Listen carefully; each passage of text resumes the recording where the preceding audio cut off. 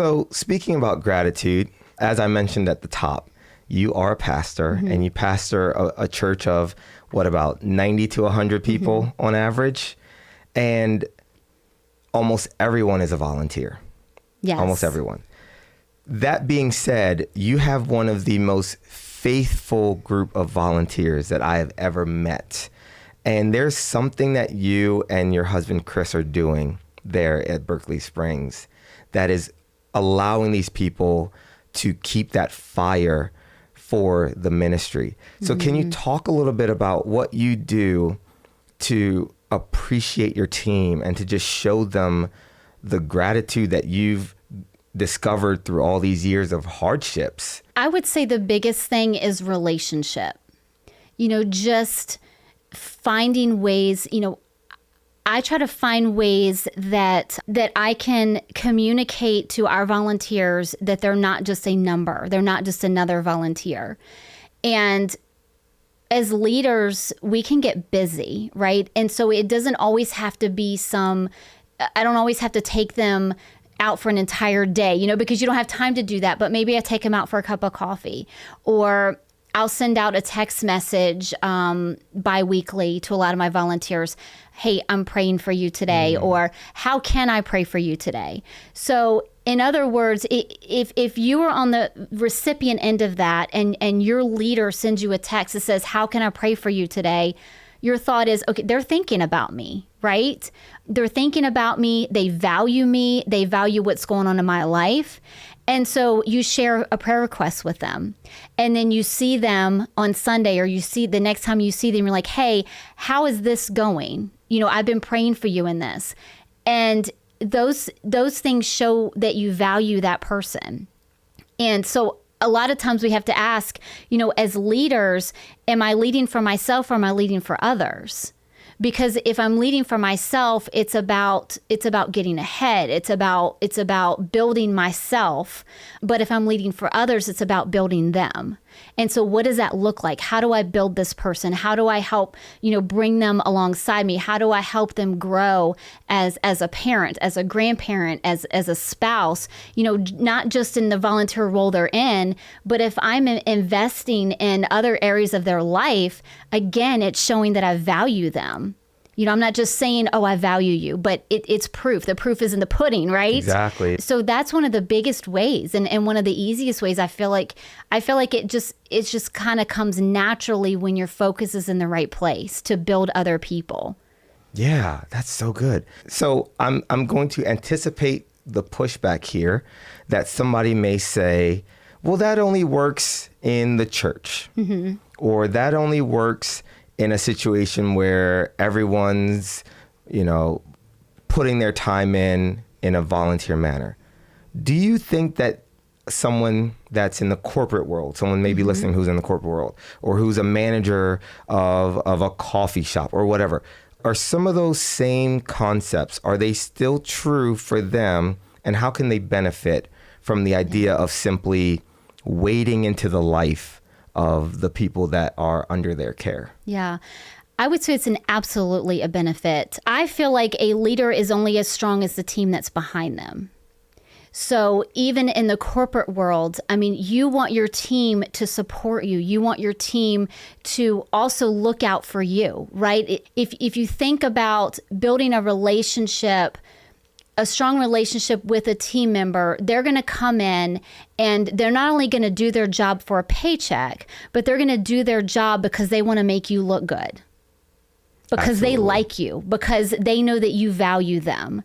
They have buy-in to what they're doing. You think of it as like a tug of war, right? So you could get a team on each side of tug of war, usually have a team captain. That's right. So they're kind of like out front and they're kind of leading and they're encouraging everyone. Well, you're not going to get anywhere if the team captain's the only one pulling on that rope. You're right. You want the rest of them to be completely invested in tugging that rope with you and moving the right direction. And I feel like that's one of the biggest ways to do that, is to create buy-in with your team members. And to do that, you show them that you value them. Yeah, that's good. And I know that something that we do and you do at Berkeley Springs is you actually budget for appreciation. It's not just, you're not just flapping your gums. You're actually going out there and you're giving people something tangible. Yeah. And I value that. That's something that's really cool.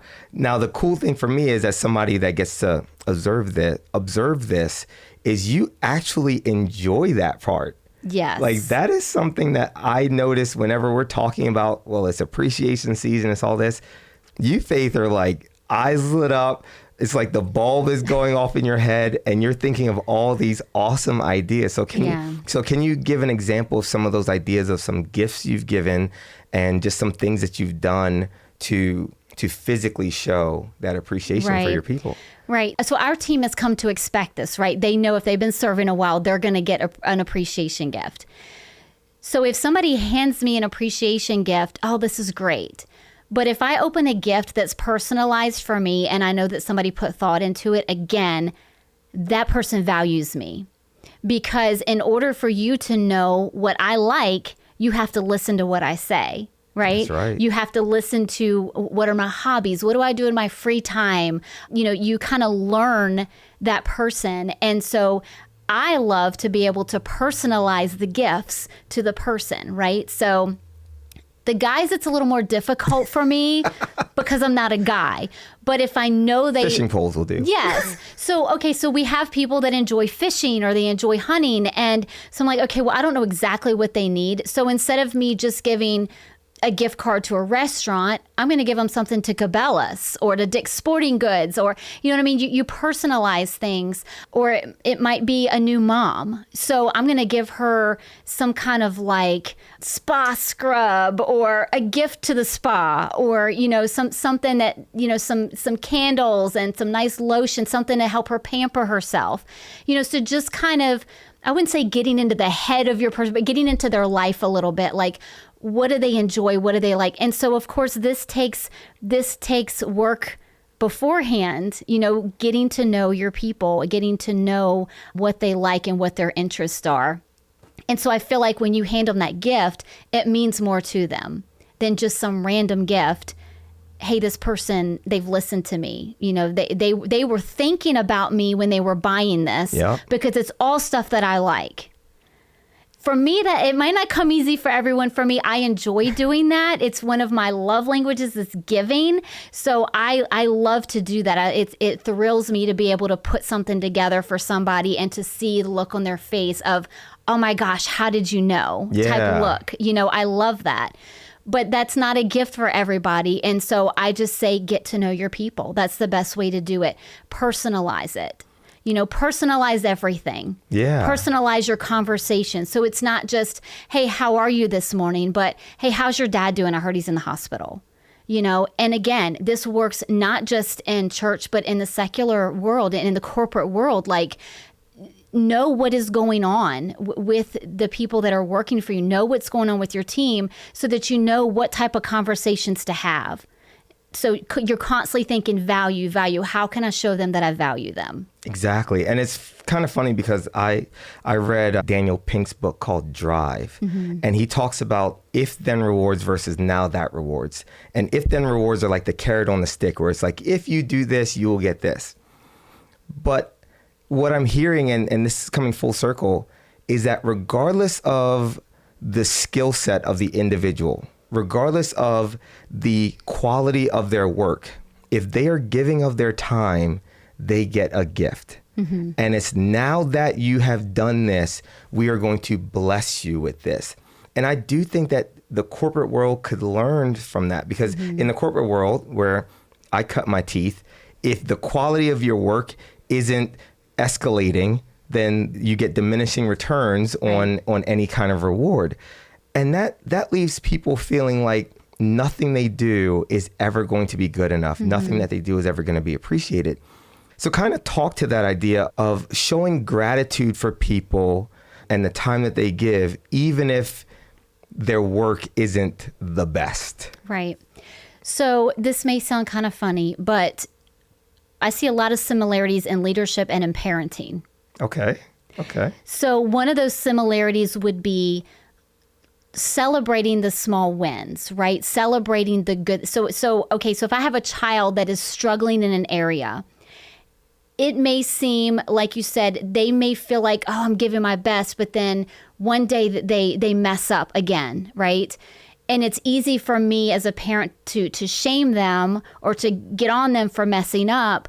But sometimes I forget that the days that they're doing better, that if I were to encourage that it would help push them forward, it would propel them. So I feel like it's the same thing. So it's looking for those small wins. So they may not, there may be a lot of progress that they need to make, but you see them striving for that. So you might just see a small little thing that has improved. Celebrate that. Celebrate the small wins and make that big. And so that's going to encourage them to push harder, to push further towards the goal of where you're wanting them to be. And also, sometimes it helps to come alongside them and say, as a leader, maybe you're struggling because I'm doing something wrong. Oh, man. Maybe you know how hard that is for leaders to say? Maybe maybe you didn't get this right because I didn't communicate it properly. And sometimes that is the case, you know? I'd say more often than not. Right. And understanding, like kids, adults have different ways that they learn. Some of us are visual learners. Some of us learn by hearing. Some of us learn by hands-on and doing. So maybe I just need to teach it to them a different way.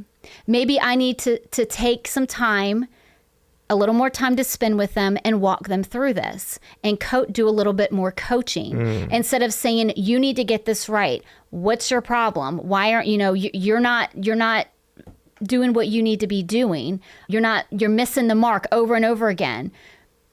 I don't know that that's going to help anything. That's not pushing them towards it. But if I'm in their shoes and I have a leader that is willing to sit down with me and say, okay, maybe I miscommunicated, or is there something that I might need to be doing differently to help you in this role? And maybe it is, maybe it's not. But just the point of sitting down with them and walking them through, okay, maybe we need to go through this again. Let me show you how to do it. Okay, no, you show me how you're going to do this, or a little more hands-on sometimes. Again, you're showing value. You're showing an investment. Especially in today's culture, time is huge. Time shows value. Time shows worth. What are the things that we invest our time in are the things that mean the most to us, right? So it's going to mean a lot to an employee if you walk away from your desk for a little bit to sit down and take some time with them and work with them through something and try to help them invest a little bit more in them, even if it's not in your job description. It per should se. be. It should be.